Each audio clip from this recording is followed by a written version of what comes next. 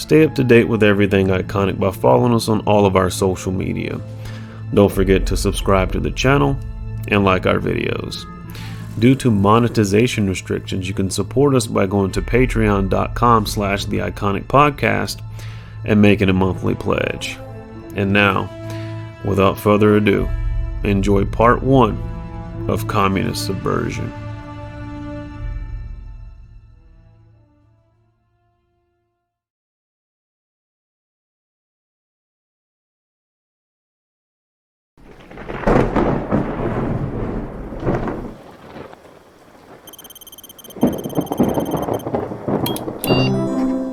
The short version,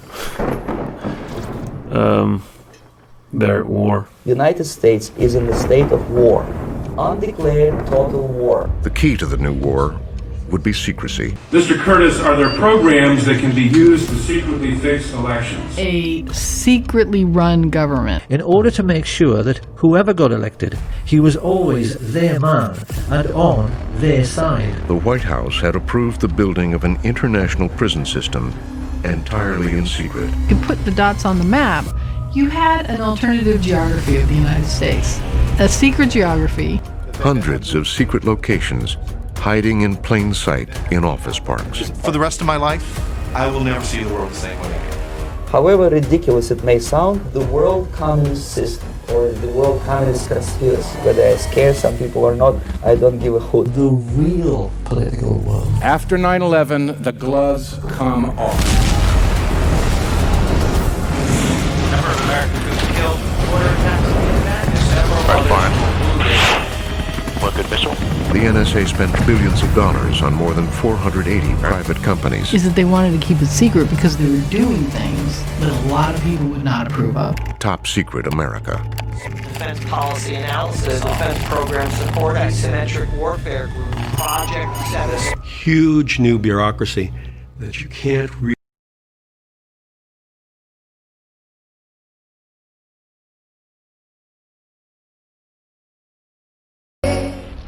Not with just the United States, but with all people, everywhere, all the time. It's a war amongst the elite of the elite. The struggle for power, when it's all said and done, who's going to reign supreme? It's a war at the very top, amongst a percent of the 1%. Here's his stack of cash, restacked, all by itself. This is the top 1% we've been hearing so much about. People who own all the money, all the power, all the resources of all the nations of the world, who exercise control through carefully constructed rings of power. Rings within rings within rings of power. He adopted the strategy that Weishaupt created of, he called it rings within rings within rings. For us common folk, it's more of an unseen enemy. You know, they live in the shadows, but they operate in plain sight for everybody to see. Their symbols are everywhere. The symbols reveal who they actually are. Their puppets peddle their policies. They communicate out in the open. As of today, at this hour, we have 33 confirmed positive tests for the virus. Today we have 33 cases, so it has gone up by 11. That brings, those are 11 new cases. 22 goes to 33. In Arkansas, today we have 33 confirmed positive cases in Arkansas. Today we have 33 confirmed cases with Boston residents. As of this afternoon, we have 33 Pennsylvanians who have tested positive for COVID-19. As of this morning, there were 33 cases in North Carolina. In the past couple of hours, there are now 33 confirmed cases of the coronavirus in Michigan. More cases of the coronavirus were confirmed today in San Luis Obispo County, bringing the total number now to 33. Right now, Georgia is reporting a total of 99 cases in 19 counties. That is 33 new cases from just yesterday. There are now 33 cases in Louisiana. As expected, it would spread throughout the world very, very quickly. And you can see there's over 30 million people die from that epidemic. The results of the revolution are being televised. The first revolution is when you change your mind about how you look at things and see that there might be another way to look at it that you have not been shown. What you see later on is the results of that, but the revolution, that change that takes place, will not be televised. It will not be brought to you by Xerox in 4 parts without commercial interruptions. It will not be brought to you by the Schaefer Award Theater or Miller Lite, starring Natalie Wood and Steve McQueen or Bullwinkle and Julia. The revolution will not be televised. They telegraph everything that they're going to do. Alana, what are the headlines? President Pence plans to visit the affected areas. The Federal Pandemic Agency has released new guidelines for combating the emerging viral outbreak. It's the dumbest thing I've ever heard. I mean, talk about overreacting. Just a bad flu season.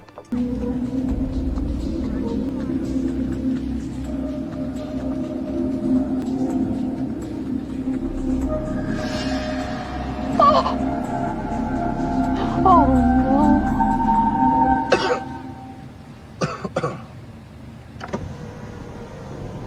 They have a monopoly on public opinion. Controlling exactly what people think, and this is extremely dangerous to our democracy. And what they are implementing is nothing less than worldwide communism. However ridiculous it may sound, the world communist system or the world communist conspiracy, whether I scare some people or not, I don't give a hoot. If you are not scared by now, nothing can scare you. What the heck is happening in this country right now? There are people who have been planning this for a long time. Antifa, Soros. Are you optimistic a global system can happen from what we've heard so far? It could happen, and in fact it's in the works. There are people that have anarchistic tendencies and views, socialist tendencies. They want us to be part of one big world government. This could be the start of that. The secret organizations of the world power elite are no longer secret. They have planned and are now leading us into a one-world communist government. Our projections show that by the year 2025, not only America, but the entire planet will be under the protection and the dominion of this power alliance. The gains have been substantial, both for ourselves and for you, the human power elite.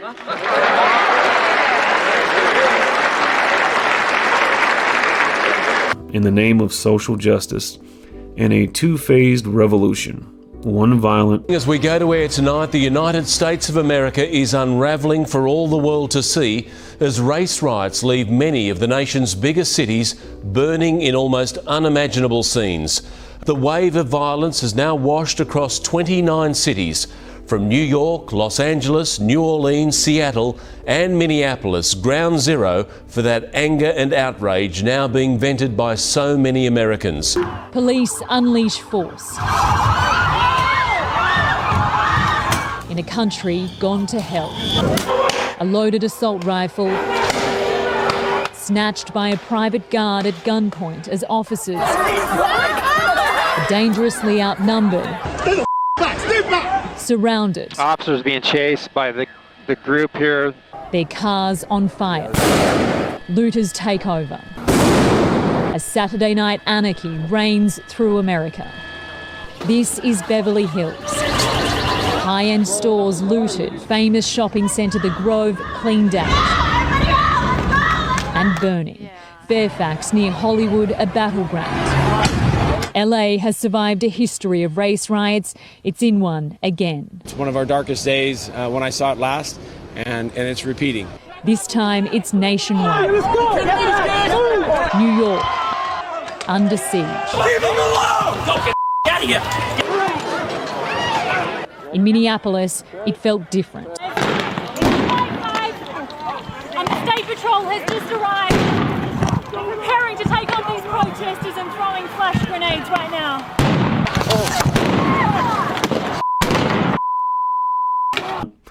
And one non-violent. That the communist program for revolution in America is divided into two phases, violent and nonviolent. Any revolution is a byproduct of a highly organized group of conscientious and professional organizers. Myself and Alicia in particular are trained organizers. We are trained Marxists. Designed to erase national constitutions through democratic socialism. You've heard the phrase a lot lately, democratic socialist. It's suddenly very common on the left. Bernie Sanders has called himself a democratic socialist. So has New York congressional candidate Alexandria Ocasio-Cortez. To reach this communistic totalitarian goal. I think we need to grasp that the Communist Party is not a political party. It's an international organization dedicated to world conquest. It's the same kind of a system that Adolf Hitler had in mind, and we fought a war to destroy him and his system. It's the same kind of a system that Joseph Stalin had in mind, and we fought a Cold War and did a lot of other things to make sure that that didn't happen. The same kind of a system that Mao Zedong had in mind, and Benito Mussolini, all of the great collectivists of history have had this unified global government based on the model of collectivism as their goal, and we fought against it. In 1968, there was a document published. It's entitled The New Program of the Communist Party USA, a Second Draft. And on this subject, here's what it says. Contemporary revolutions bear two distinctive marks. They are socialist, they are anti-imperialist. More than 1 billion human beings are now embarked on socialist revolution. A larger number is in varying stages of revolution for national liberation. Which, like many of the groups before it, want to inherit this position of power in a totalitarian dictatorship. The only highly organized political party is the Communist Party. It looks rather as though they will be the heirs to this unfortunate process, that they will step into the position of power. Recently, now we are actually the greatest advocates of it ourselves. We don't call it tyranny, we don't call it fascism or Nazism or communism. We have a better name for it. The name they have chosen is the New World Order. The affirmative task we have now is to actually create a new world order. But he kept talking about a new world order, and then President Bush, at the end of that war, promised he would give 4 graduation addresses, 4 commencement addresses, describing that new world order and what America's role was going to be in it. It turned out he gave one of those addresses and canceled the other 3 and talked about something else. That's because they weren't ready yet. It's about the future of Europe and a new world order. It's a phrase that I often use myself, that we needed a new world order. Will be the emergence of a new international order. India and China are clearly becoming part of our new order. It is a new world order with significantly different and radically new challenges. President Obama and British Prime Minister Gordon today calling for a new world order. I think a new world order is emerging, and with it the foundations of a new and progressive era of international cooperation. One of the ways it will drive the change is through global governance and global agreement. Never before has a new world order had to be assembled from so many different perceptions. Also exists an extraordinary opportunity to form for the first time in history a truly global society.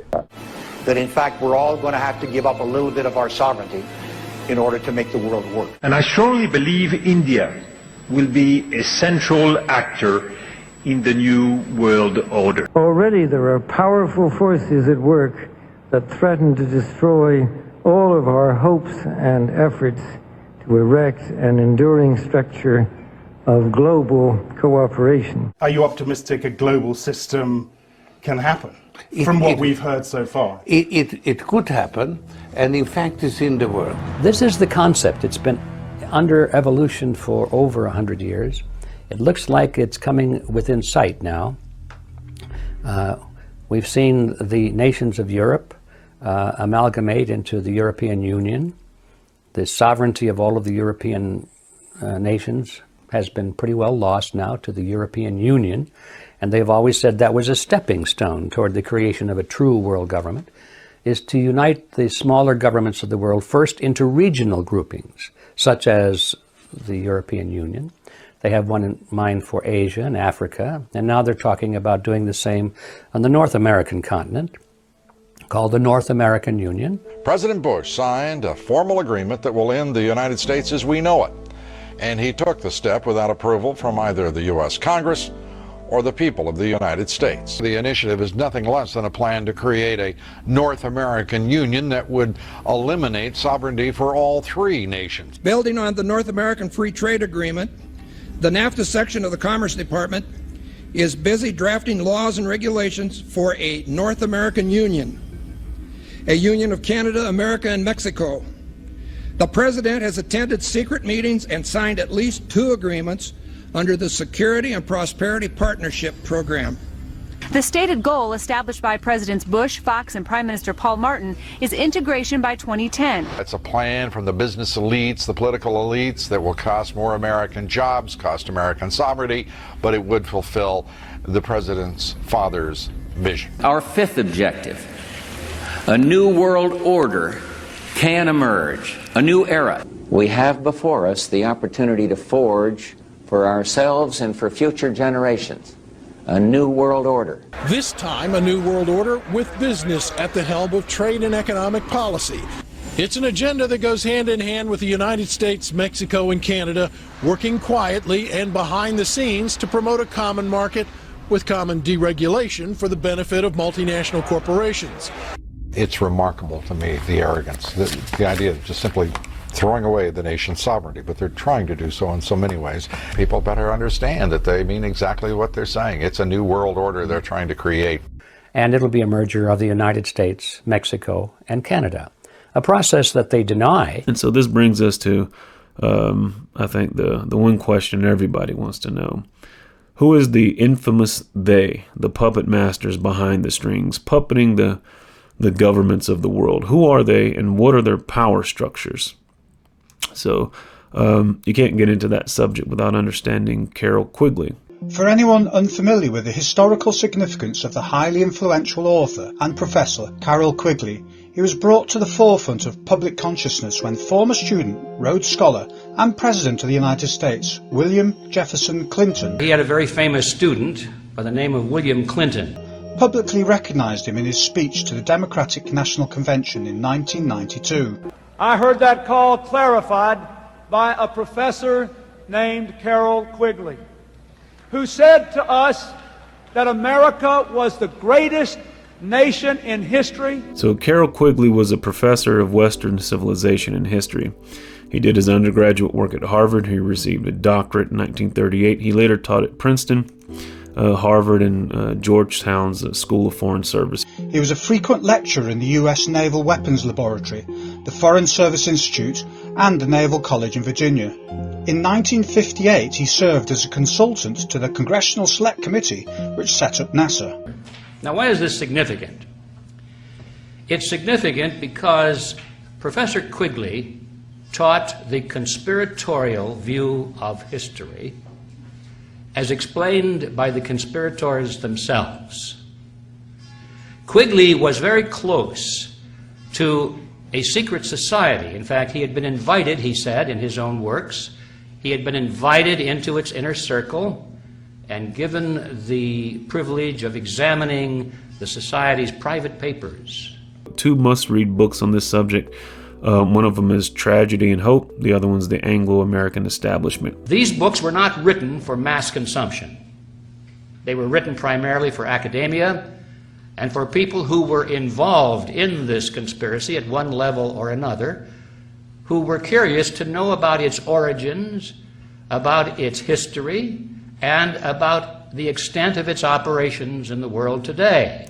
Quigley was always known as the official historian of what he calls the network. And he admired it.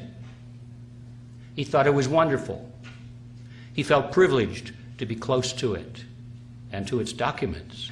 And he said the only point of disagreement that he had with this secret organization was that it wished to remain hidden from view. Or the society, or what Griffin later calls the Rhodes Group. Quigley directly detailed the network's need to control a country's monetary system through the establishment of privately controlled central banks in order to dominate the governments of nation-states. and he illustrates a good example of how a small group of people can secretly create an institute to meet their needs. He went on to explain the obvious necessity of a core commonality of the two main parties in the left-right political paradigm, giving the electorate the illusion of meaningful choice. Mr. Curtis, are there programs that can be used to secretly fix elections? Yes. How do you know that to be the case? Because in October of 2000, I wrote a prototype for President Congressman Tom Feeney at the company I work for in Oviedo. Therefore, that when President Clinton gave homage to Professor Quigley, to those who knew who Quigley was and what his position was and what he wrote about and what he advocated, Clinton was saying he knew about this conspiracy and he was now in its service.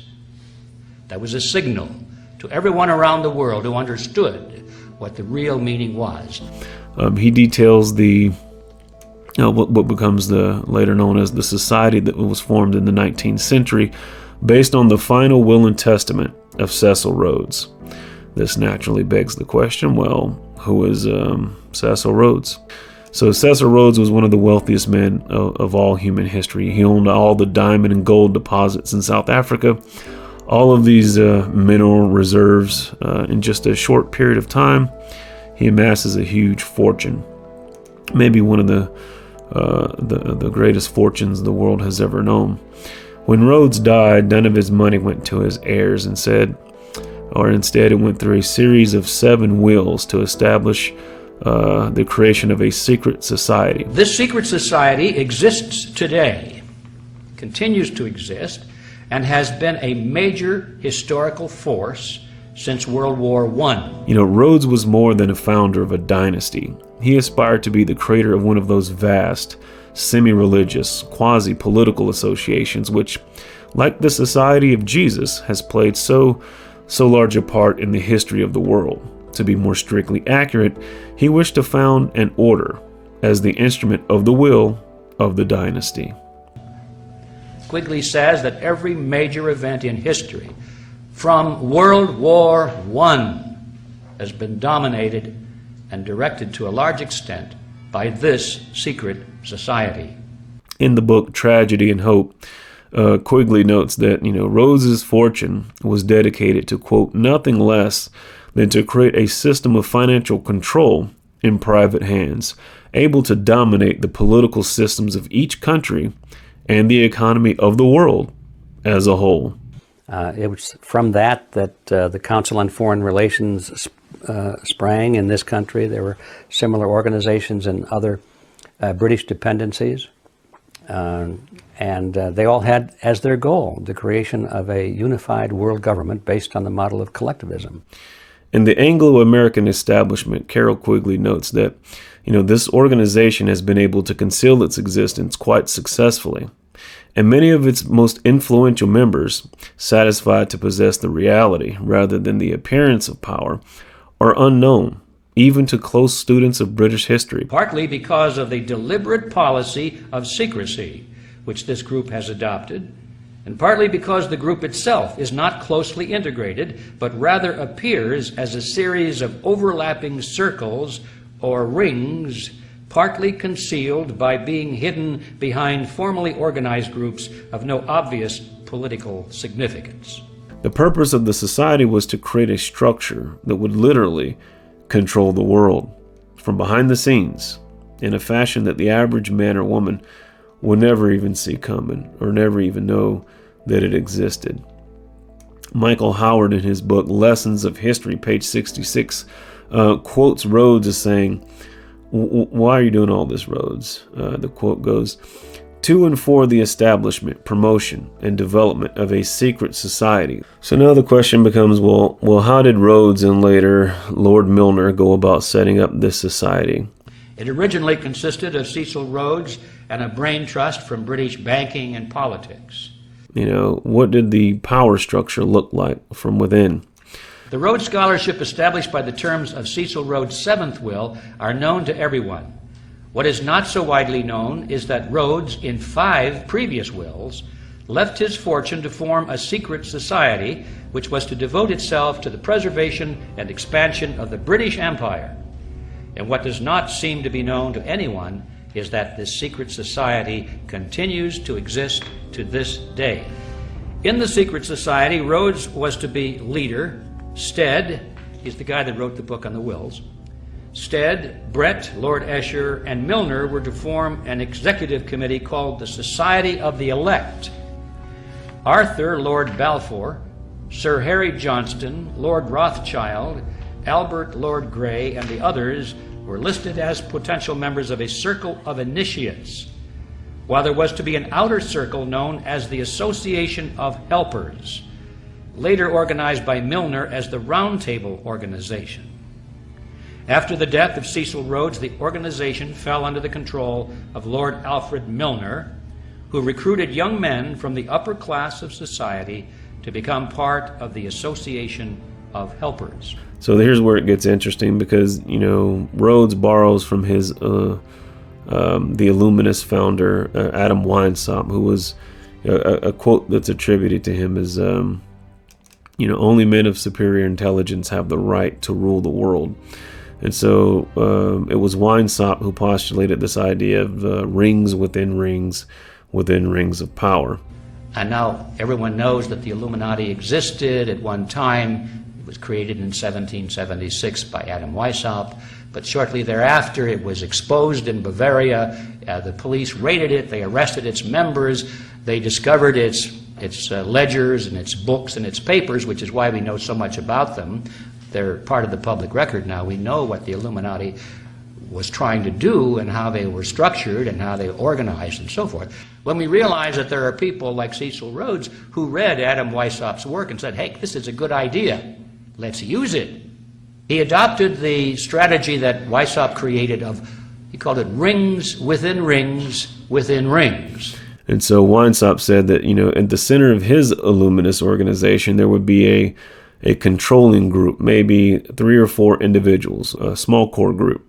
They would be the absolute rulers of this whole structure. These 3 or 4 would in turn create a membership ring around them, a larger number of individuals, maybe 20 to 30 people, up to 50. Now, the secondary rings around the Society of the Elect were called roundtables.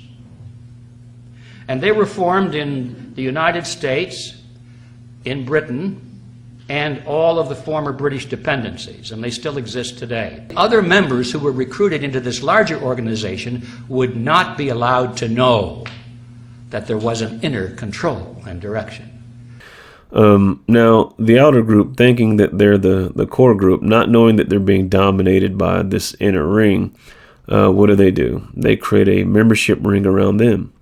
And the members of that ring would not be aware that they're being controlled and dominated by the inner rings, and so on. So they were brought in for a lesser view of the whole purpose. So we keep going. Around the round tables, a larger ring, a tertiary ring, was formed, and they called them front groups in a generic sense. Now that additional outer ring, thinking that they're the whole society, they then create a ring around them comprising thousands of people. And those people will not suspect that they're being controlled and directed by the inner rings. And then finally we get yet another ring of power created to reach out to the mass organizations, the mass membership groups, governments, and the general public. And this is what Weishaupt called rings within rings within rings.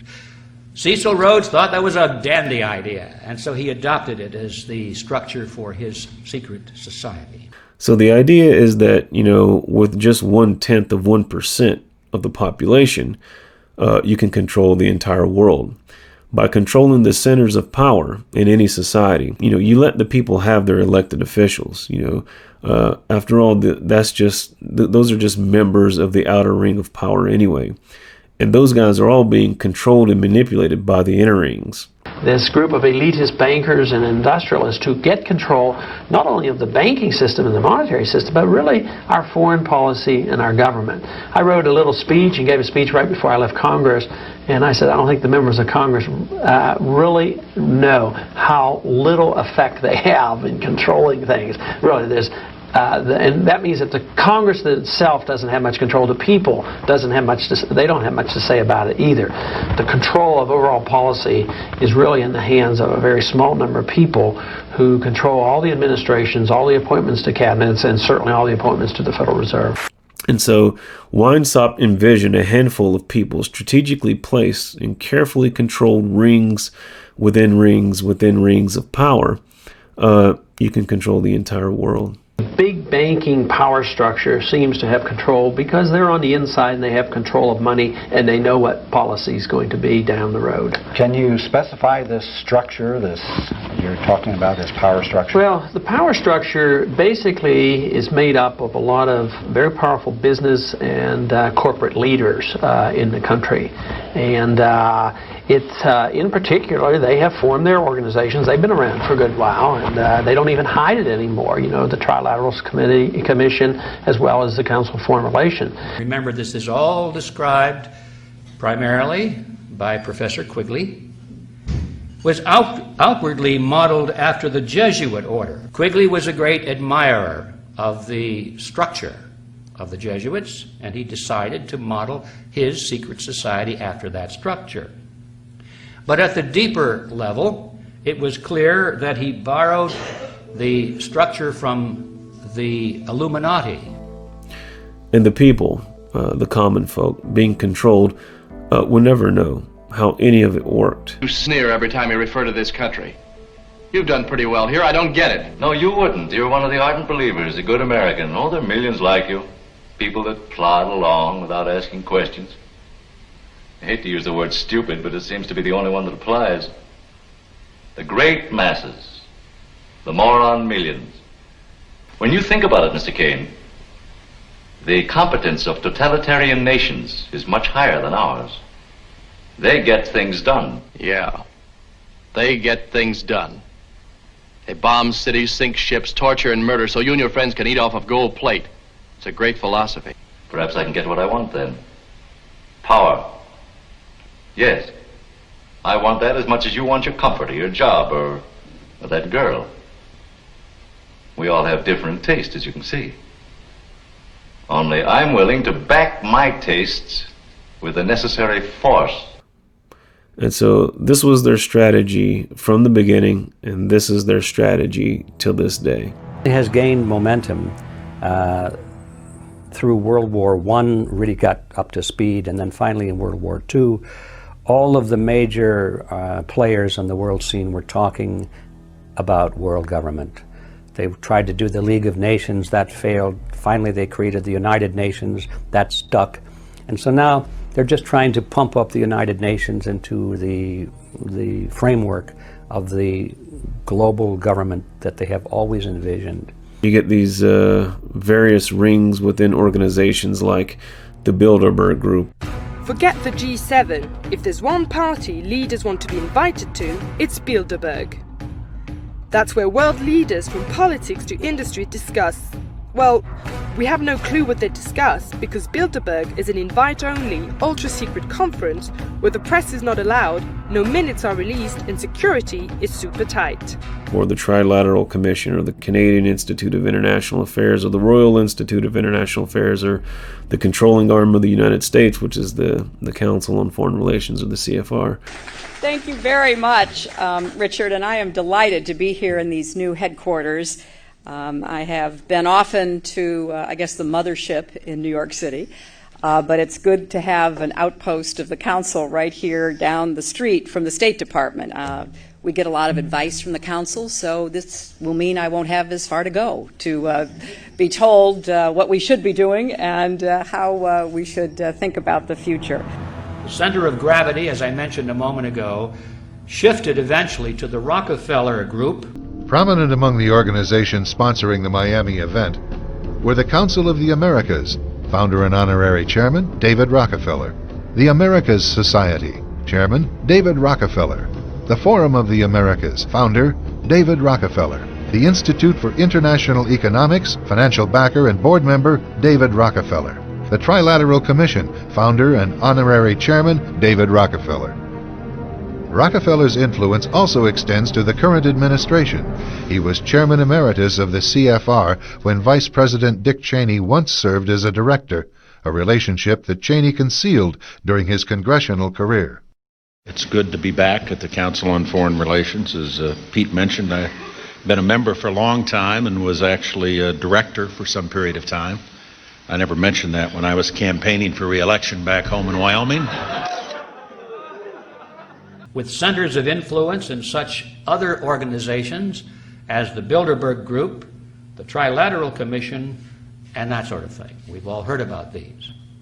And the goal shifted away from the control from the British Empire to an international control through something called the New World Order, is the phrase they adopted, with control primarily focused in New York, with the United Nations meant to be the hub of this global government.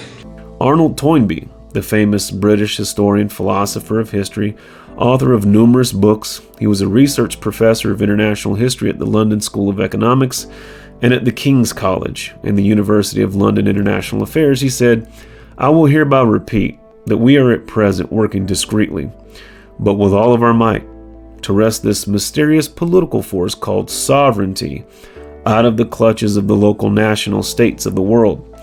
At all the time we are denying with our lips what we are doing with our hands." It goes beyond one generation. It's transgenerational. In other words, it's not just one person's vision. The people that started it are long gone, but those who inherited it continue this dream. So how do you go about implementing communism worldwide, or better stated, how do you go about getting everyone to buy into these communistic ideas and silently convert everyone over to a communistic agenda? You can sell the idea as a great step toward brotherhood and a unified globe and so forth. They use all of these things to make it sound good, but when you start examining the actual policies that they're instituting, it's not so hot. You use two things: governments, that's your inroads, and collectivism, that's your ideology. So collectivism, will start there. Collectivism, roughly defined, is this idea that government is the solution for most, if not all, of man's problems. They have one and only one solution for all problems: more government, and then more and more until it's total government. And forgive me for saying it one more time: total government is communism. You want to improve society in a certain way. The solution should be through, government action, through coercion, using some sort of law to bring about change. If necessary, in the collectivist thinking, individuals or minority groups can be sacrificed for the greater good. Collectivism, as I've said several times, and that means it's all-powerful government. The state is preeminent, the greater good being for the greater good of the state, the organ as a whole, and not any one individual. And then there was the second branch that we opened with originally, Fabianism. Well, this is the branch of communism that is perhaps the least known in the Western world. Yeah. And yet it is the most important to us in the Western world because we live in it. Fabianism comes from the Fabian Society, formed in 1884, another collectivist movement named after a Roman general, Quintius Fabius. He's famous for wearing out his enemies through delay tactics. This dragging it out sounds like Congress. It is Congress. This is what's been going on in England and in France and in Germany and in the United States. The move toward what they called socialism or communism, they said, would be gradual in such a way that there'd be no violent revolution, but at the end of the line, they would have it, and nobody could say it happened on such and such a date. And so the Fabians believed in bringing about this New World Order based on this collectivist model, but not like the Leninist thought, right? We don't want to use force and violence and bloodshed like Lenin. Wear your enemy down, break their will to resist by slowly infiltrating institutions. Put your people in government agencies. You insert your people into their schools. You insert your people into their charitable organizations. So Lenin and the Leninists, they took a different approach. Lenin Lenin looked at the theories of Karl Marx and said, let's convert this into a fighting force. So Marx wrote, Das Kapital and the Communist Manifesto, and had a whole bunch of slogans. Workers of the world unite, throw off the chains of your capitalist oppressors, unite against war and racism, to each according to his need, and recapture control over the means of production and all that stuff, right? So the Leninists, they liked that stuff, and so, but they believed not only in the writings of Karl Marx, but also in Lenin. And so Lenin was more of an operational, boots on the ground type guy. So he wanted, he goes, no, we're not gonna just philosophize about this all day long. We're gonna put action to this. So we need organization, we need structure, discipline, communication, training. We need leadership. We need to create a fighting force, somebody that actually can do something. Because again, books and pithy quotes aren't going to do it. That's not going to cut it when it comes to revolution. So the Marxists are the theoreticians, and the Leninists are more of the soldiers, the boots on the ground, the guys that make it happen in various revolutionary fronts. So through this idea of collectivism, where the state is preeminent, we get worldwide communism, which is Marx's utopia. It's his end game. Through the vehicle of socialism. Well, what is socialism? All right. Let's define it. According to the dictionary, socialism is a political concept based upon the principle of government ownership and control of property, the means of production, and the avenues of commerce. Some people call it state capitalism, socialism, centralized planning, whatever. It doesn't really matter what kind of name you attach to the system. Basically, if you're a religious person, it's a devilish, satanistic system which appeals only to the most primitive, negative side of human nature. The basis of that system is denial of private property, human dignity, and personal responsibility, is to destroy the civilization on which the affluence and freedom based, and replace it with a system of total control over life of human beings, the system of total exploitation. That's the ultimate purpose. What has all this to do with the communist revolution in America? Well, ladies and gentlemen, it has everything to do with it, because the building of socialism is the communist revolution in America.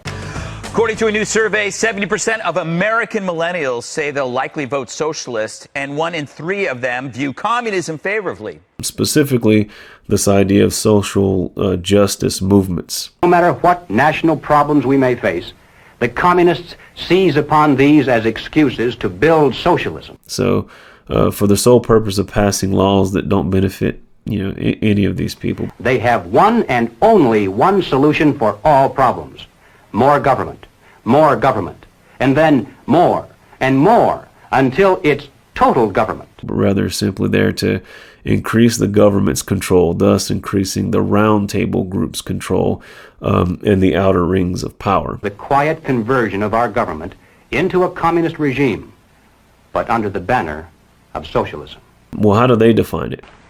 The new program of the Communist Party on this subject has this to say: the term socialism describes but the first stage of a new society that in its full development is called communism. Socialism is a transitional stage. Socialism is a transitional state. They know that this means control over all people. For if someone controls all property and all means of production and all avenues of commerce, then it controls all people in any real sense of the word control. If people are dependent upon the state or any single institution for all their food and their clothing and their shelter and their Medicare and their security and their well-being and anything else, we are more under control by that institution more than if anybody was standing over us with a gun to our head. So how do you go about implementing communism worldwide? What's the strategy? The strategy or the process is called ideological subversion through Soviet-style pincer military tactics. That's combining Griffin and Bezmenov. And so it's a fancy way of saying you have to make the majority feel like they're the minority. You have to pinch them. What do you mean pinch them? You have to pinch the majority in two ways: through politics or politicians and protesters. You see, the politicians, they're going to propose some social justice liberation reform, like something crazy like defund the police. This is entirely real. It is being pushed by serious people, and they are deadly serious about it. Tweeted, quote, "Defund the police." Congresswoman Rashida Tlaib agrees. Expect more members of Congress to agree soon. In some places, they're not talking, they're acting. Several of us on the council are working on finding out what it would take to disband the Minneapolis Police Department, end quote. Garcetti has announced he's going to cut funding for law enforcement. Our city, through our city administrative officer, identified $250 million in cuts. City officials may cut $150 million from the LAPD. That would be more than 10% of the entire police budget. In New York, 48 separate Democratic candidates, and we're including in that the Manhattan District Attorney, signed a letter demanding a $1 billion cut to the budget of the NYPD. Based on real legitimate human suffering. It's the human suffering that gives it its air of legitimacy. And then through organized membership, the mass membership groups, you march in the streets and you protest and you rally. First, though, fury on the streets. Black Lives Matter and Blue Lives Matter protesters square off. Protesters punched, flags burned, and it culminates with a violent confrontation with police. Right. So the silent majority, the average person with no axe to grind, they get caught in the middle. They get pinched. They look above. They look in the media and they see these political speeches and they see these quasi-highly respectable spokesmen and women for government, like, people from the World Health Organization or the CDC, or maybe it's their favorite sports league, the NBA, the NFL. A powerful moment of unity as basketball returned last night. Every player, every coach, even the referees took a knee during the national anthem. Players carried protest messages on their jerseys. Or his favorite mind control device, like the CIA news stations, CNN, MSNBC, CBS. Do you have any people paid by the CIA who are working for television networks?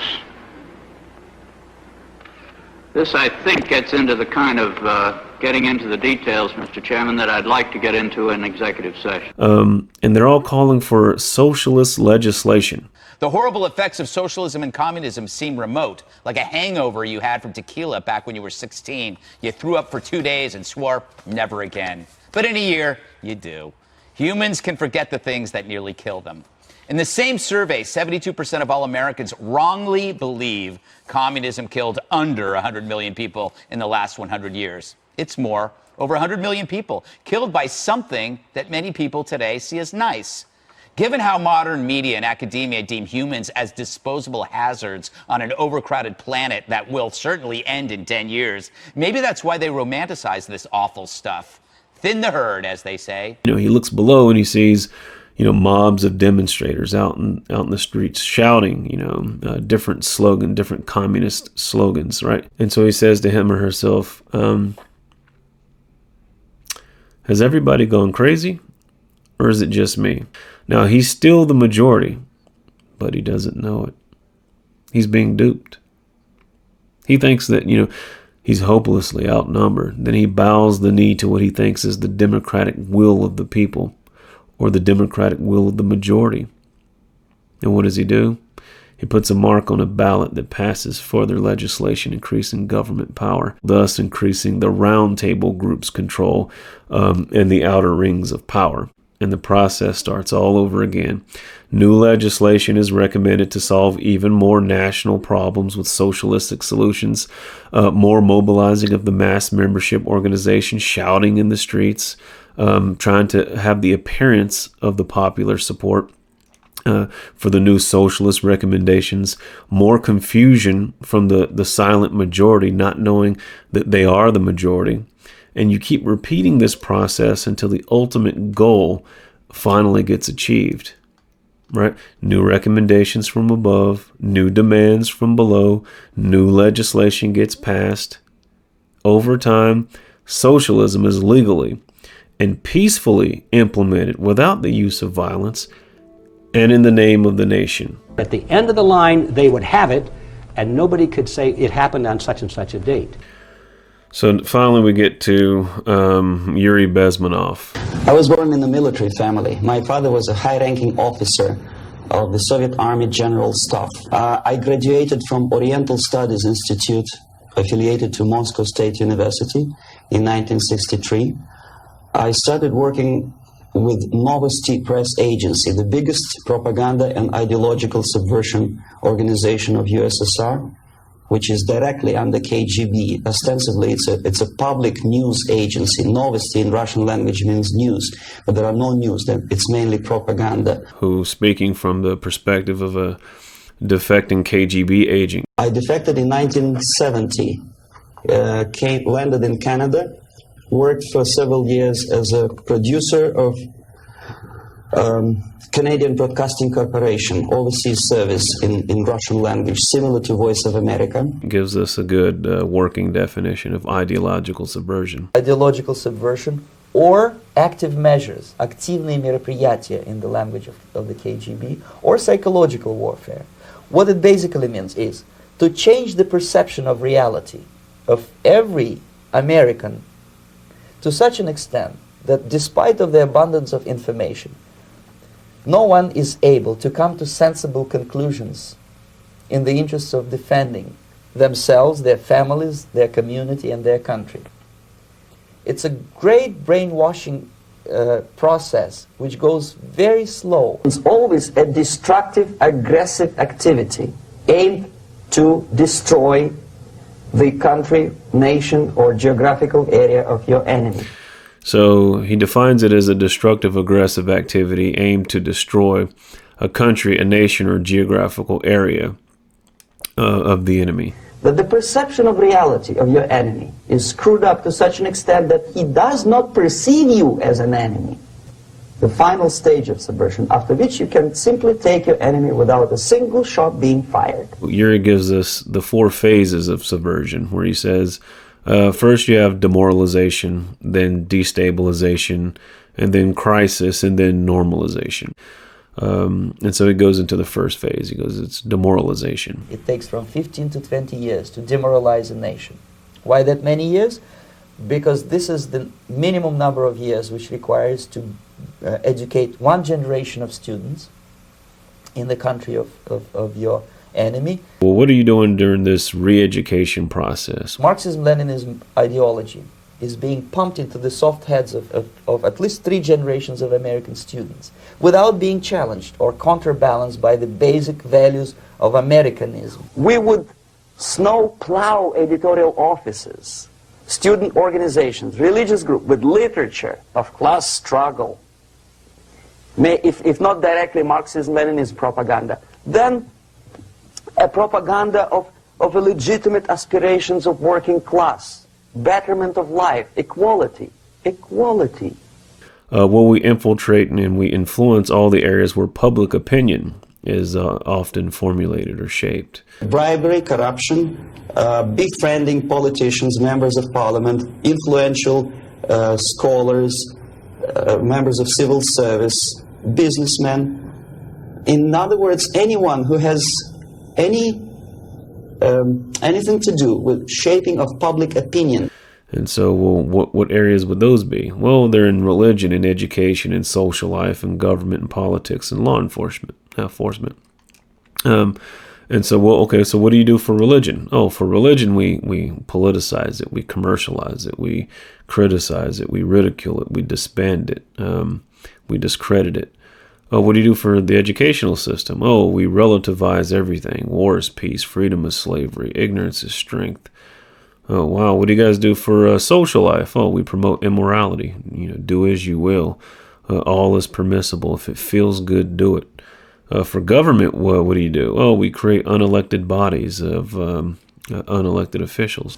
The bodies of people, groups of people whom nobody elected. Never. One of such group is media. Who elected them? How come they have so much power?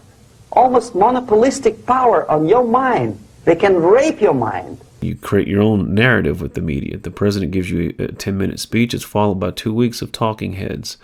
The unelected officials in an unelected body telling you what that speech meant. How come they have a nerve to decide what is good and what is bad for the elected by you, president, and his administration? Labor and employment relations. We unionize everything, and then we control the unions. For law enforcement, what do? We publicize their abuses of power, and we promote their failures, but we minimize or even ignore their successes, and then we defund them. Law enforcement, law and order organization and structure is being eroded.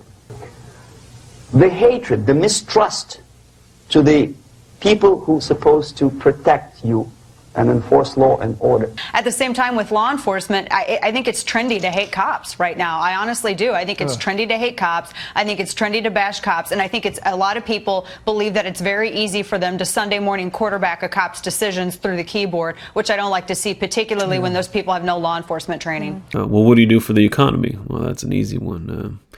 We crash the economy. Amazon and Walmart and all these large conglomerates and people in the professions and insurance and law, high tech, they've done pretty well. And they're the people telling the rest of the country, you've got to lock down more, you've got to lose more money, we have to have zero chance that you're going to get infected. Yeah. And so what have we seen during this entire outbreak time? Religion has been banned from meeting and even singing. Church choirs silenced. Singing has been banned at all church services in California. The extraordinary order from Governor Gavin Newsom comes as a new report labels churches super spreaders. We're expressing their religious forms of worship. The educational system was closed worldwide. Many schools around the world, as you know, have shut down, some for extended periods of time as this virus spreads. Social life was halted. Government was supplemented by the unelected officials, where now people were at home 24/7 listening to the unelected officials tell them what everything meant. Labor and employer relations. What labor? Only the essential workers were allowed to work. Law enforcement. Riots in the streets. Overnight, more rage and destructions in cities across the West. On Sunday, angry mobs ignoring mandatory curfews, violently clashing with police, overturning cars, torching buildings, and looting stores. Defund and descale the police. As thousands march in cities from Los Angeles to Washington, D.C., taking a stance against police brutality. In Washington today, House Democrats will unveil legislation aimed at reforming policing policies. The bill is expected to impose new conditions on funding for law enforcement. In the meantime, the nationwide push for dismantling police departments is gaining traction. Near the White House, protesters added the words "defund the police" to a mural originally commissioned by the Department of Public Works. So that's exactly the martial art tactic. We don't stop an enemy. We let him go. We help him to go in the direction we want them to go. Equality. Yes, equality. People are equal. Economy. Remember Davos, the World Economic Forum, and the Great Reset? Now is the historical moment, the time, not only to fight severe virus, but to shape the system. History would look at this crisis as the great opportunity for reset. The Great Reset is a welcome recognition that this human tragedy must be a wake-up call. The moment you bring a country to the point of almost total demoralization, when nothing works anymore, when you are not sure whether it is right or wrong, good and bad, but there's no division between evil and good. Violence for the sake of justice, especially social justice, is justified. Violence in the name of justice, social justice, is justified, even if this social justice is introduced by trained Marxists. Myself and Alicia in particular are trained organizers. We are trained Marxists. Is it true? No, it is not true. Violence is not justified, especially for the sake of quote-unquote social justice introduced by Marxist-Leninists. That's when you know that the process of demoralization is complete. What are your impressions of Black Lives Matter, and how dangerous is this movement? What I am pointing out today is that we have to distinguish between the slogan, Black Lives Matter, which is a truth statement. A lot of well-meaning people who want to show Black people that they care about them, these people are doing it by supporting the Black Lives Matter organization.